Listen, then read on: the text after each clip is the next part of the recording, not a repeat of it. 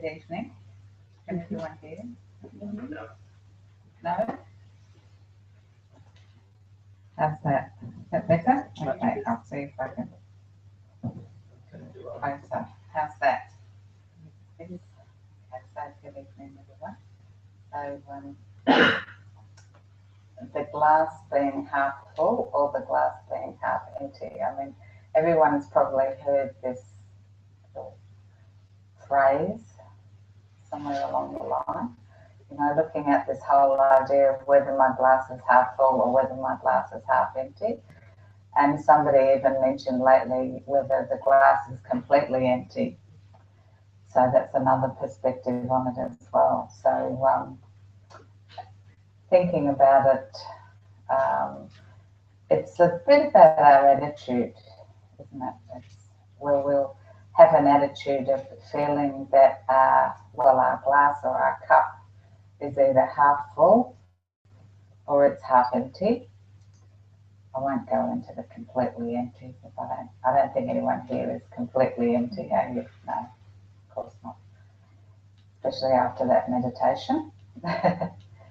So, so looking at this whole idea of the attitude behind it. So I can be thinking about having a glass that's half full, and who, just from my understanding of everyone that's here tonight, I mean, who tends to think more in the way of my glass is half full? Who thinks more in that way? So maybe about half of you, so you've got that optimistic streak about how things are and what's going on. So who probably the rest of you, or maybe there's a few that are not sure, think that the glass is half empty quite a bit? Nobody, that's great. A couple of you, okay. So maybe you're just being very honest. I mean, I'm sure we've all been in that state of mind where we're feeling that our glass is definitely half empty. So what is it that makes us think either way about circumstances or situations? Yeah, so it's something to do with the way that we think about things. It's something to do with the way that we understand, you know, what is it that's going on in my life today and what is beneficial about it, or, you know, what is not. Is this a challenge, or is it something that's going to really snow me under?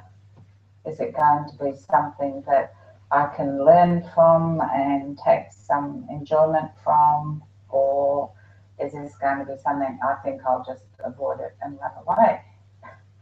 Yeah, so there's lots of different ways that we can look at circumstances and situations that happen. So that's the circumstances and the situations, and as you know, I'm sure everyone feels that in our day, lots of different circumstances arise. Yeah, you know, maybe in the realm of tens or hundreds, or, you know, depends how much you're, you know, aware of the things that are happening in your life. I mean, sometimes maybe we get really bogged down in a particular area of our life, and in that particular area, maybe our glass might seem, you know, a bit lacking, needs filling up a bit. So it might just be a particular area where things feel half empty. Yeah?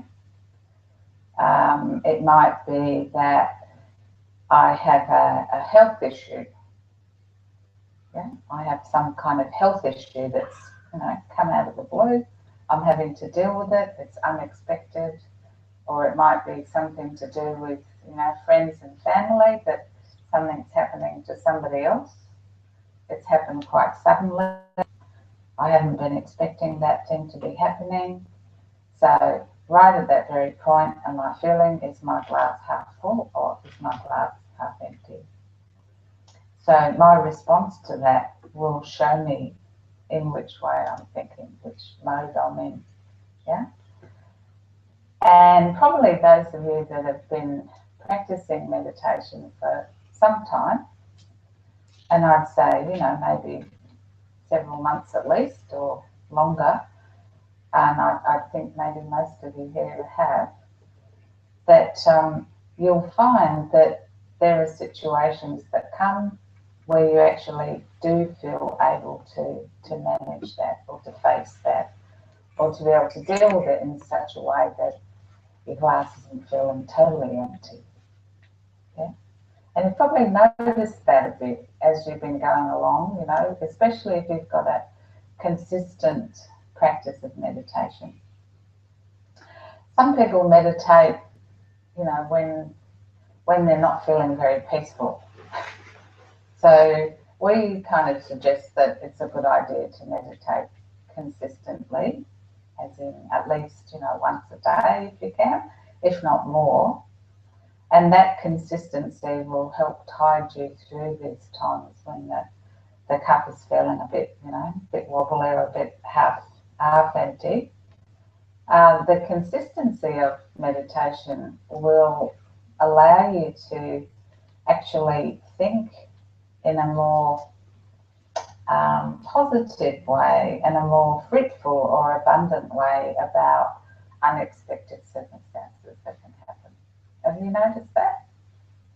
Some of you, you're nodding a little bit, so you must be thinking yes. It's true, it definitely works. I mean, I can guarantee it because I've experienced that myself too. So the other type of meditator might be someone who only meditates when, you know, things are getting a little bit rough or tough or scary or I'm not feeling so good. So then someone might do a bit of meditation to feel better. And of course, you know, everyone does that at times as well. The point I'm making about the consistency of it is useful so that it's kind of like you're more at a steady and balanced state with your, you know, your inner thoughts, your inner responses, your inner feelings and so on, especially with unexpected things. And if it's a case of, you know, oh, I'm not feeling so good today, or this has happened today, I'll do some meditation, you'll definitely, you know, feel better from it, but you won't have that kind of stored inner state or that stored inner power that you may have had otherwise. So do you understand that? Have you sort of noticed that? So some of you who are practicing quite, you know, on a regular basis and seeing that consistency probably have noted that you can deal with certain unexpected things a lot easier now. And it gets better. So the more you can practice, then, you know, the easier it gets to manage all sorts of unexpected external circumstances and situations. So, you know, things that come kind of flying your way, not things you've actually chosen to encounter.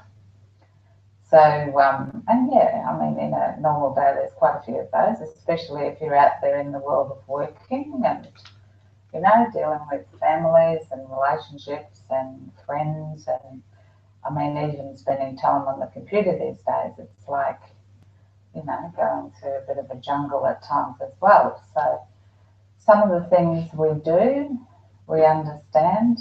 If our response inwardly is feeling half empty, then it's maybe a good time to just check and see, well, how's my meditation going? You know, how's my understanding of this situation also? Because things can come from external sources unexpectedly, but then there's also this whole area of ourself. Yeah, so we're quite a unique specimen. We're quite a unique organism in the sense that, you know, each one of us is very, very uniquely different and individual.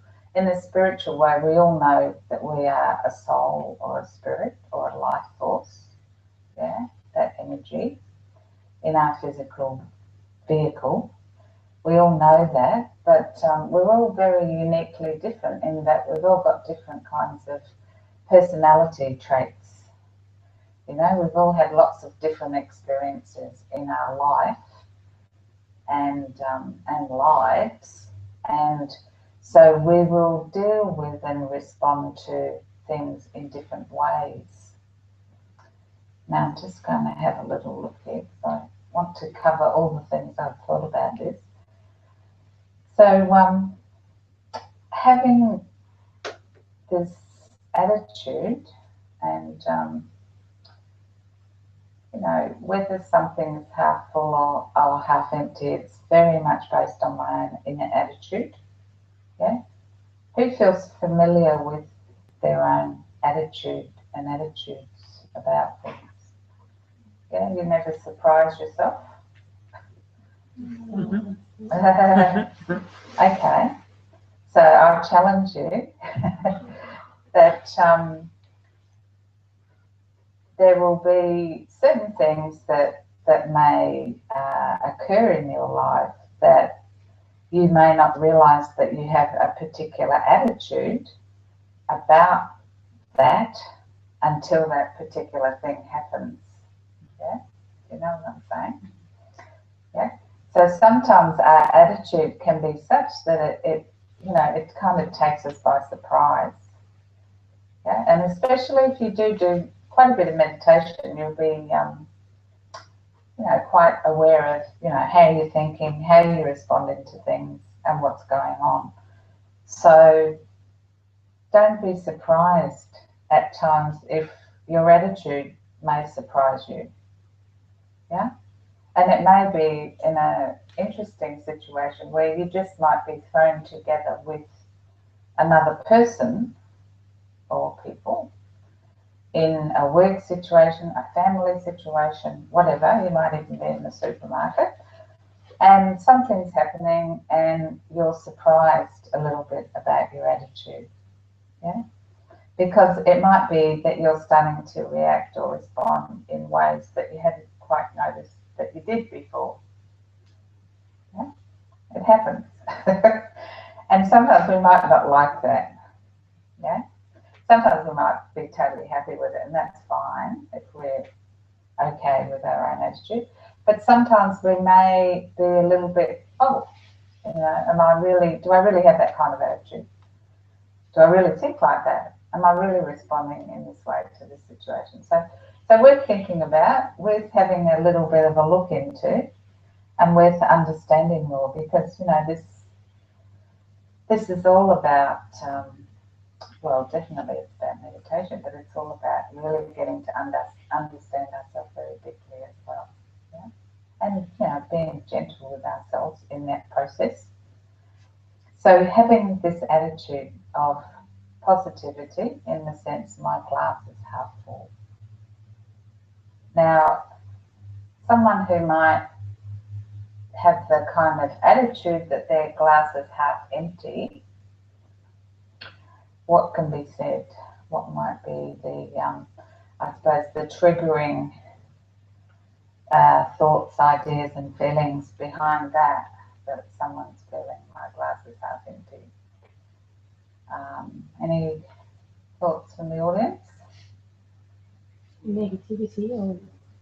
Yeah, well, some sort of negativity is there because they're feeling, yeah, it's half empty. Yeah. So, yeah, there might be some fears of the unknown, whatever the situation, even about themselves. Yeah. Previous disappointments. Yeah, previous disappointments and maybe the expectation, oh, it's going to happen again like that. It happened already. It's going to happen again like that. Yeah. Previous disappointments or circumstances, situations. Could it ever be that it is like kind of empty? Yeah. Very good comment there, Jenny. That the glass may actually be empty. Yes. And would you like to expand a little bit on what you mean by that? I was hoping you would. Okay, I can. All right. So what I was thinking, that if the glass is half empty, then the person's in a kind of mode that something's missing, you know, something's lacking. Hope may be lacking, definitely. There's some kind of feeling of emptiness, yeah? something's lacking, something's missing. I'm missing out on some kind of attainment. Yeah. So they also may be feeling, because of those things, a little bit like, you know, I'm a bit of a victim of this. You know, I'm poor me kind of thing. You know, this is happening, and it's not my fault. It's because of what's happening around me, and so on and so on. So, you know, getting into that mode as well, because we can all do that in some situations, and we all do it at some times. However, it's not really a healthy space to be in, because the thing with feeling like a victim, what tends to go with that? What kind of feelings and emotions? Disempowered. Well, yes, definitely a feeling of disempowerment. Yes. Helplessness. Yes. Also a feeling of blame. Anyone who is a victim of whatever it might be, and they might be a victim of having a half full glass that they've created themselves, is in a state of blaming. Yeah. And seeing a bit of, you know, it's sort of like it's a separation. So if I'm feeling in the mode of being a victim, I'm separated from, you know, whatever it is or whoever it is that I feel is victimizing me. And just getting back to the idea of, you know, health, I mean, we could look at relationships or within whatever, but we'll look at health. The idea that, okay, so something's happened within my health situation, and that's changed my life quite severely. So I can go into two ways of thinking about that, and this might be useful for yourselves either personally or people you know. I can start feeling like a victim of those circumstances, yeah, and I can start to blame, oh, if, you know, I hadn't done this, or I hadn't been treated like that at work, or if this situation hadn't happened, then I wouldn't be having this health problem. Yeah, that kind of way of thinking. Understanding that? Mm-hmm. So this is really going to that state of being a victim. And, you know, we all tend to do it at times in different situations, but good to understand and good to recognise, because as has been said, it's actually quite disempowering to feel that way. And it's also very much about not taking responsibility for yourself, because in any way that there's blame on, you know, my parents, my family, my job, the way I look, you know, the way my health is, the way this is happening, the way the world is, whatever, that, you know, you could think of a whole list. Any way that there's any kind of blame like that, then it will put us into that way of thinking that we're a victim. And always the glass will be half empty. Yeah? And it's more, well, in a sense, it's more distressing to be thinking in that way. So if you see that in yourself in some way or another, or some area, just, you know, have a bit of a look at it, have a little bit of a self-inventory, be a bit honest, and look at it through, you know, a spiritual mindset. Okay, well, what can I actually do to make this different? What can I do to actually take the blame out of it? What can I actually do, you know, to enhance my own state of self-responsibility? Yeah, because in a sense, we're all responsible for what we think about whatever's happening, isn't it? Okay.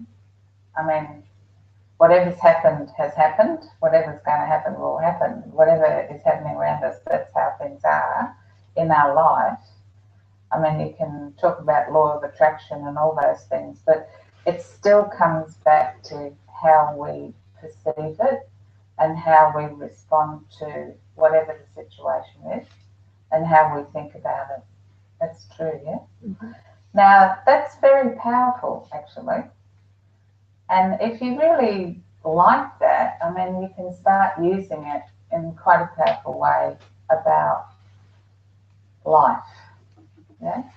So if, for example, you know, you might be feeling, well, my past has had some, you know, sad events, or there are some unresolved things that have happened, or some, you know, things I'm not happy about, whatever. You can totally reframe your story depending on, you know, how you actually think about it. So someone could actually go through their whole life feeling, you know, this happened 30 years ago and I was so devastated and hurt, and, you know, all these strong feelings about this. But then they're still in that mode of being a victim, yeah? And they're carrying that. And that's like a weight. Yeah? It's a feeling of a weight or a burden. So whatever it is, you can actually be free from it. So coming into the thinking that the glass is actually half full. So it's all about seeing what attainments I actually do have, you know, and especially because, you know, people that are here are on a spiritual path in some way, you know, you recognize that within yourself. You want to be into more spirituality, you want to meditate. It's empowering. It can change the way you see a lot of things. It can change a lot about the way you feel about the past. Because if we're always kind of having a feeling about our past like it's like a, you know, the albatross around our neck or something like that, we're never going to be free of it. So if you think you have a particular value of freedom, I think most people do. I think a lot of people in Australia do too. I mean, who likes the idea of freedom? Sure you all do. Yeah, everyone's nodding and smiling and looking happy about it. But freedom doesn't mean, you know, swimming on a hammock on the beach in Hawaii for 3 weeks. I mean, it might be a little bit of freedom from everyday mundane situations, but freedom actually is in our mind. So freedom's in our mind, our thoughts, our attitude, and so on, about anything that's ever happened to us, anything that is happening to us, and anything that could possibly be happening to us. You know? So we can hone in on that, understanding it more, understanding that value of freedom, and then it'll bring us round to more of a way of thinking that, yeah, my glass is really half full, or maybe even it's overflowing, you know. But it's also its balance. So also just getting onto the half empty side of things, we may also, because if we are stuck in that mode of feeling like a victim and blaming, then what goes with that too is a lot of complaining, whether it's, you know, internal complaining, or it actually, you know, comes out to the mouth, and other people get to share it as well. So either way, not healthy. And once again, with that whole idea of being or feeling like a victim in circumstances, situations, you know, I never had a good enough schooling, or I never make money, or I never make friends, or nobody likes me, whatever it might be. You know, there's so many different little ways we can feel like a victim. So to be able to see, okay, well, what is it? What responsibility do I actually need to take to change my mindset or my attitude? And I'll ask that question, what would you say? What sort of things would you have to change in your way of thinking so that you're actually feeling, you know, responsible for yourself, and that you are, you know, abundant in different ways, and that your cup is half full? So what kind of things would you be thinking about You know, what kind of feelings would you be having, say, for example, that you may not be having now, but some of you might be having them all the time. What you have rather than what you haven't. Absolutely, very good. Yes. So look at what you have and what you instead of what you haven't. So this is a very good step, and what we can do with that, you know, we can start, you know, seeing the gratitude in what we actually have. So, for example, in Australia, you know, a lot of people complain about the government and politics and this and that and so many things. There's always people that feel victimised in different ways. But if we start looking at, you know, what actually we really do have, so all of us sitting here tonight, generally I would say, we'd be able to come out on a cold night and face that and come and sit in here where it's nice and warm and cosy. So, you know, we can go out at night. We're not living in a place where there's curfews or, you know, we haven't got any wars happening around us here. What else have we got to be grateful for? Yeah, we can make choices. And, you know, choice is something that we sometimes take for granted.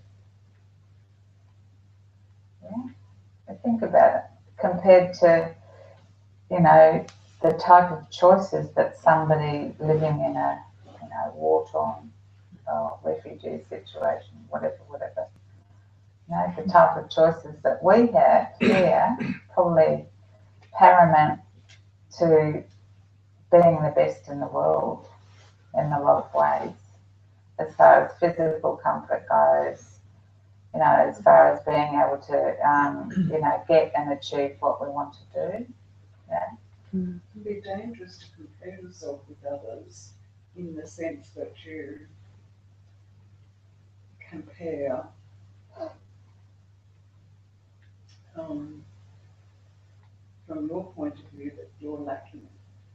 Okay, so yeah, so comparison can be a kind, in a sense, a form of victimisation, victimising yourself, thinking somebody's either better or not. Definitely, yeah. So that's a healthy thing to unlearn. But if we're still in that mode, and you know, everyone's quite different in that, but if we're still thinking in a way where we're comparing ourselves to others in specific ways, absolutely, you know, it comes back to our ego in a sense, or our lack of self-respect, which are really both sides of the same coin.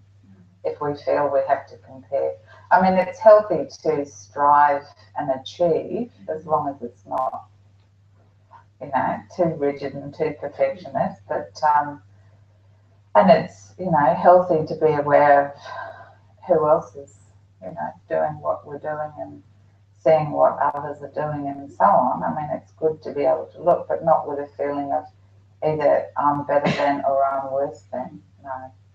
So in that sense. So we can, you know, we can kind of embrace even in a day, you know, the small achievements of the day. I mean, I don't know about you, but I've always had this practice. Each day is a new day. And I remember reading something that was accredited to the Celts. You know, they believed that each day was like a god in its own right, you know. And it's quite an inspiring thing to feel that every day is a new day, and you know, you can do what you want to do in that day. I mean, you choose, back to this thing of choice. Choice is powerful, it's empowering. You choose what you want to do in that day, you know, according to your purpose and your aims and your intentions. And by the end of the day, you know, you can look back and reflect on, well, how did I meet what I wanted to do? How did I improve maybe from yesterday or last week or 6 months ago? And then you can go to sleep at night, preferably with with a little bit of meditation before sleeping, because that makes you sleep fresher. Waking up, and then it's another new day. So, you know, this kind of appreciation. So appreciation of the day, appreciation of the people around us, you know, because usually the people around us, or the people that are close to us, or the people that we might be very familiar with, are the ones which, you know, will either highlight what kind of person we are in, you know, positive ways. Sometimes maybe they might press our buttons too. So to be able to appreciate what it is about all those, you know, family members or friends or people you share with or whoever you live with, and or spend a lot of time with, e.g. at work as well. You know, what is appreciated about those people, and what have they actually offered you? And sometimes the kind of offerings that people give you are not what you may initially consider to be the most pleasant. You know, it might be an offering in disguise, but it's actually something that's very worthwhile and beneficial. You know, sometimes the person that might be talking very sweetly and nicely to you is not always coming from a totally honest intent as well. So we have to be fairly discerning too in our relationships as to, you know, what is the offering here that's of benefit to me and to the other person, but me in my state of appreciation. Yeah. So all those things, getting back to ourselves as well, you know, and this is sometimes, you know, we sometimes verge on either we're having a bit too much ego about ourselves, or the other side of the coin, so two sides of the same coin, we might be lacking in some areas of, you know, respect for ourselves, not good enough, you know. This whole feeling of not good enough is quite common in people. But the other side of it is like, I'm too good, I'm better than you, I'm better than the rest of them, and so on. So, and we all swing in that. I guess what I've noticed, the more spiritually inclined and spiritually minded we become, our ego also starts to shrivel up a bit and, you know, settle down. And also our level of sense of self, or our self-respect, also raises up, and, you know, allows others to also feel that way within themselves. So appreciating ourselves when we see, you know, that we're changing as well. Yeah.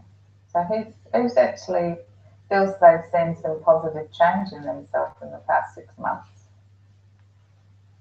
Anyone feel, yeah, heaps? yeah, quite a few. Good. And I'm sure those of you that may not have put your hand up, I'm sure there has been some. You know, sometimes we don't credit ourselves enough as well. I mean, if you're at least coming here once a week for a meditation class and talk and reflecting on the things, I mean, there's going to be some definite change. So the glass is filling up. You know, it doesn't have to stay at that level of half full. It can even become more full. And then what happens? Then we're sharing it around with a lot of other people as well, you know, all the things that we've learnt and understood. So is there any questions that you want to ask? Anything specific about past and, you know, this whole idea of just being free from the past and things from the past? Yes, Danny. How do we know, like, if the glass, if something happens and it's not necessarily what I wanted to happen, it's like a quote unquote bad thing? How do I kind of work out, am I just seeing it negatively, or is it genuinely crap? Well, I would ask another question. You know, is good and bad a relative thing, or is it in the eyes of the beholder? Would that come down to choice of your thought? Because you obviously have two ways of looking at it. So empowering yourself with that choice, saying to yourself, "Well, I have a choice here." Of how to think. Yeah. About it. So if you can empower yourself with that choice, can still be a really crappy situation. but you still, That you work depending on which way you respond Yeah. to it, you can either respond to it negatively or positively. Yeah. Because you do have that choice. If you can empower yourself with that choice, Yeah. but you know, instead of becoming completely reactive, which most people are, empowering yourself with that choice will give you more of a response than a reaction. So if you have that awareness about it, then it can be very useful, definitely, yeah. Because you're right. I mean, some situations happen that we wouldn't kind of invite them in, you know. We'd rather they stay outside the door, but some things just happen and they come and they're there and I'm in the middle of it. And so, you know, how to respond or, you know, react. But preferably, the more that we think about a situation being bad, it's like we're stamping it, you know, we're stamping it with almost like a curse of negativity in a way, you know. So even getting back to this thing about past, maybe we might have had, you know, situations at school or with our parents or something happened when we were young or a teenager, whatever, you know, and if we've got this stamp of that was bad, you know, it's like that was wrong, it shouldn't have happened, but, you know, it did happen. So it's like we have to be able to even allow ourselves to think differently about the situation having been bad. So if we think about it more along the lines of, okay, well, this has really come to show me something or to teach me something, yeah, and it will, you know, it might be a situation with some pain, yeah, and nobody likes pain, do they? We don't all jump in there and say, yes, yes, give me pain, I love it. Nobody does that. We don't do that. We don't like it. We prefer to be feeling, you know, free and happy and joyful and, you know, all those good feelings. It's a core natural state. So when something is perceived as being bad, then it's a little bit about us thinking, well, why am I thinking it's bad? And it's because, okay, I'm receiving pain from it. All right, let's go a bit deeper. Why am I actually receiving pain from this situation? So, you know, somebody else might not be receiving pain from a very similar situation. Yeah, whatever it might be. They might be having a totally different response. I mention this book and this person because it's quite a unique story and it's quite an amazing one. You might have read it yourselves, but has anyone read Man's Search for Meaning, Viktor Frankl? Or heard of it? Yes, Tim, good. Yes, great book, eh? Little tiny book, and he was a doctor during the, you know, when the Nazis were killing the Jews. So during that whole time, and he was Jewish and he was kept alive and he was a doctor. And so he had to live through this. They kept him alive to live as a doctor. So he had to live through some pretty gross circumstances. So he wrote this book, Man's Search for Meaning. It's quite worth reading. It's quite short. And he survived. He actually survived with the hopeful thought of, you know, how much he felt love for his wife, how much he loved his wife. And even though, unbeknownst to him, I think at the time she'd actually died, but he still had like hope and meaning. So the search for meaning, he actually was a psychiatrist too, not a GP, but he was working as a GP at this time. But he came through that whole experience and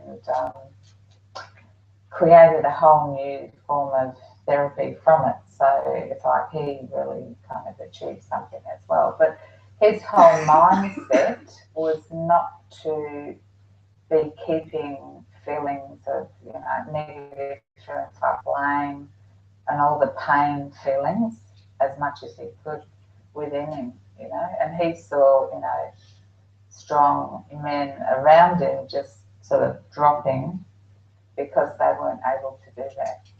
Yeah. So mind over matter, but really interesting book to read. And also another experience of someone overcoming a bad situation. For example, Nelson Mandela being in jail for 28 years, and not coming out of that as a political prisoner, but not coming out of that situation embittered, because it was like his youth, well, not youth, but his fairly prime time of his life as well, but didn't come out of it as an embittered man and actually, used that situation to his advantage.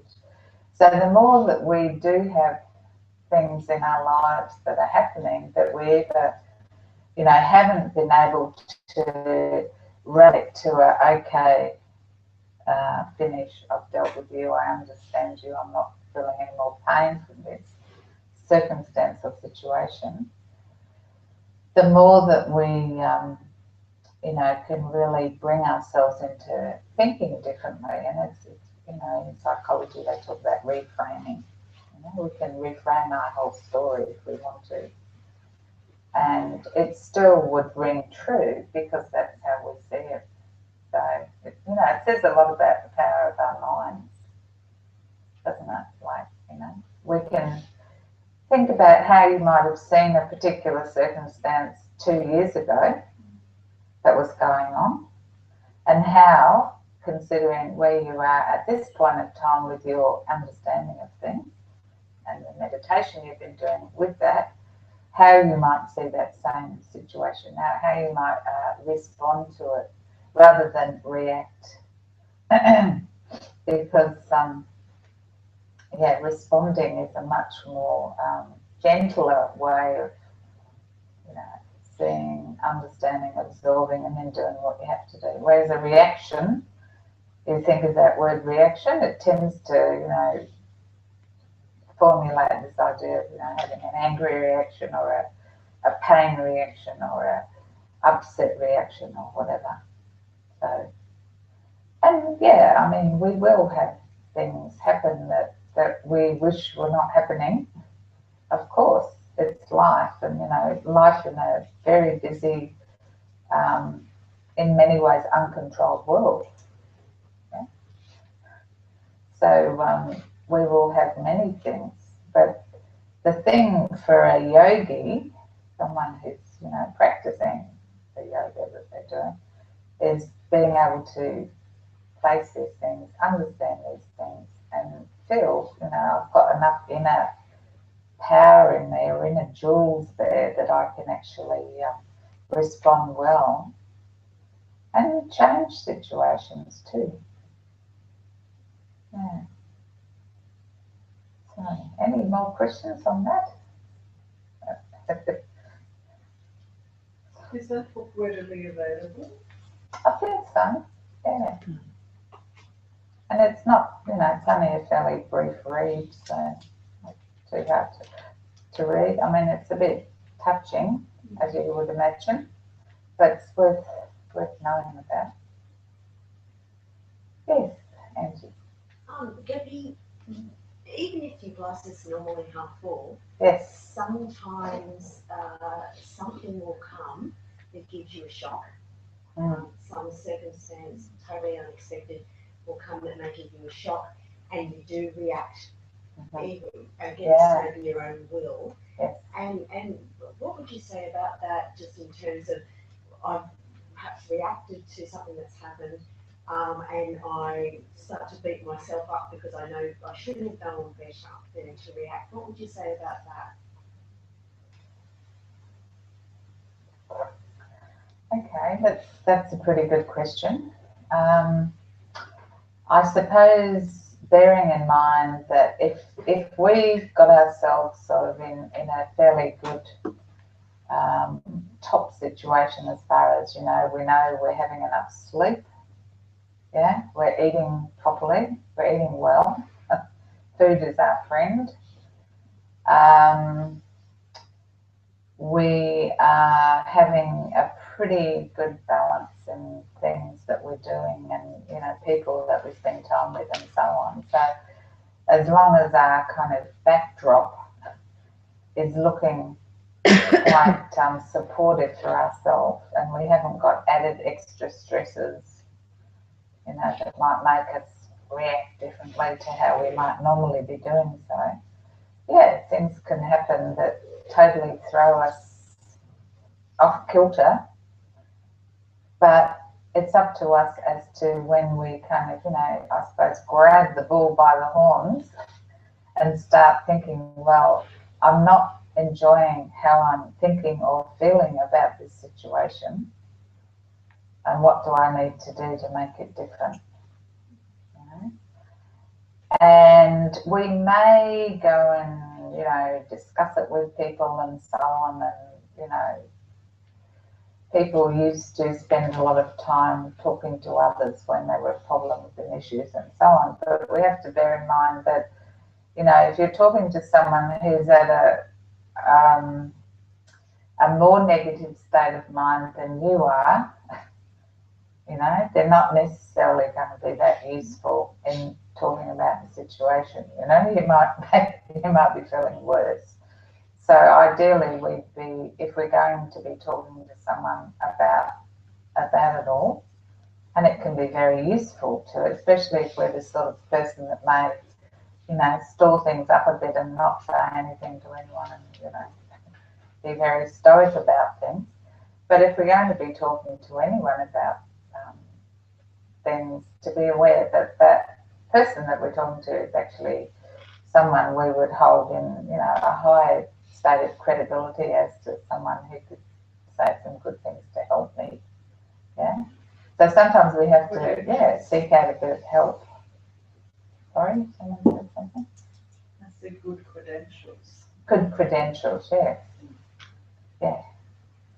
So, yeah, and also I think too, Angie, in your question, there's that aspect too, you know, sometimes we can be a bit hard on ourselves.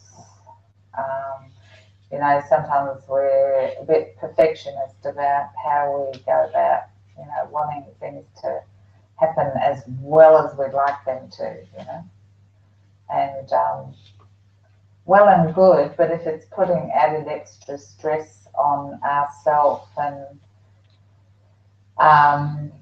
you know, upsetting our inner apple cart, so to speak, then that's not too healthy. Does that answer? Yeah, yeah. But I can never underestimate the importance of things like, you know, sleeping properly, all these basic things. We all know about them. And I too, also, I'm not 100% on all of this myself, but as far as, you know, having adequate sleep, not too much sleep either. Too much sleep and you seem to get weird dreams all the time. But enough sleep so that you're rested. Eating in a good way, you know, that suits what you need to be doing for your physical health. Drinking enough water, exercising ourselves, even if it's just walks and things. I mean, even if we're not doing any exercise for however long, I mean, all those toxins, they're not moving around, getting shifted or anything. That can affect the way we think. Yeah. They've actually, oh, you probably know this anyway, but it's actually proven, you know, research and so on, that a bit of walking helps a bit of depression, you know, and that's not like a clinical depression, but just it lifts the mood. Lifts the mood. So Releases endorphins. yeah, yeah.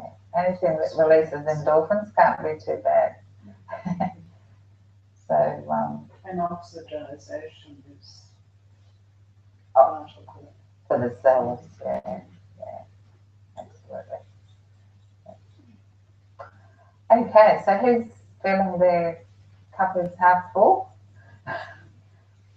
Yep, everyone. All of you, yes, good. So you can see more ways that you could feel that your cup is half full. Thank you so much. Thank you. It's my first time here today. Oh, really? Oh, you sound like you've been here lots of times. No, never. Okay, oh, well, lovely. Yeah. So, Meditation.